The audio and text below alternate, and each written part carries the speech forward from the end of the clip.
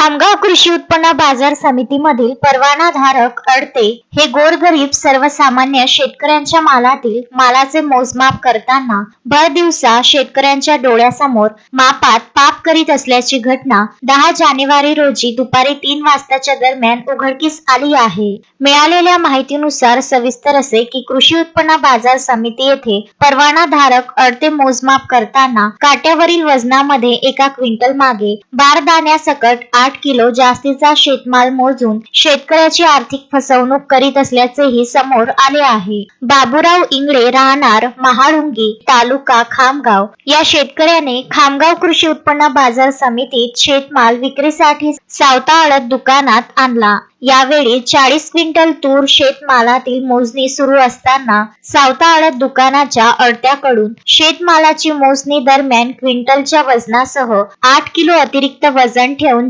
जास्तीच्या मालाची लूट होत असल्याची बाब शेतकरी इंगळे यांच्या निदर्शनास आली। त्यामुळे शेतकऱ्यांमध्ये तीव्र आक्रोश व्यक्त होत होता। सदर घटना ही सभापती यांना सांगितली। या प्रकरणी सभापती सुभाष पेसोडे यांनी त्वरित दखल घेत निमकर्डे यांच्या सावता ट्रेडर्स अडत दुकानाचा परवाना रद्द करण्याचे निर्देश दिले आहेत। वाळी बाळुंगीचे शेतकरी होते, त्यांनी तूर आणलेली होती निमकर्डे यांच्या अडतमध्ये। तर त्याची हराशी वगैरे झाल्यानंतर जेव्हा काट्यावर म्हणजे माप लागलं तर वजनामध्ये त्यांना शंका आली। 2-3 पोते मोजल्यानंतर त्यांना शंका आली व वजनामध्ये काहीतरी फरक आढळतो। तर त्यांनी एक पोतं पुन्हा मोजायला लावलं। तर एक पोतं मोजल्यानंतर त्या पोत्यामध्ये जवळपास 7 ते 8 किलोचा फरक आढळला। तर तो फरक आढळल्यामुळे त्यांनी पुन्हा त्यांचे दुसरे पोते मोजायला लावले। तर त्या दोन्ही पोत्यामध्ये 2-3 पोत्यामध्ये तो फरक आढळलेला होता।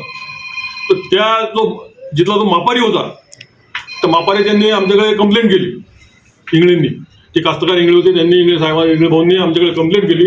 तर तो जो मापारी आहे आणि इतरही तिथले जे जबाबदार आहेत त्यांचं सर्वांचं लायसन ही बाजार समिती आता आजपासून निलंबित करेल की आजपासून निलंबित करेल। त्याच्यावर तत्काळ बिलकुल कारवाई होईल आणि इतरही आम्ही बाकीचे हे होणार नाही। आणि येण्या जे आर्थिक वर्ष राहील की सध्या जे रिन्युअल सुरू होतील त्या रिन्युअलमध्ये आम्ही सर्व त्यांना तशा इन्स्ट्रक्शन देऊ, त्यांच्याकडून लिहून घेऊ की सर्वांना इलेक्ट्रॉनिक काटे हे लावण्यात येतील आणि नवीन आर्थिक वर्षात कंपल्सरी सगळ्यांना इलेक्ट्रॉनिक काट्यावरच माफ होईल।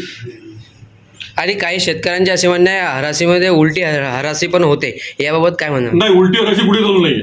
अशी पाहिजे तर तक्रार केली तर त्याची शहानिशा जरूर करण्यात येईल। उलटी हराशी चालू नाहीये।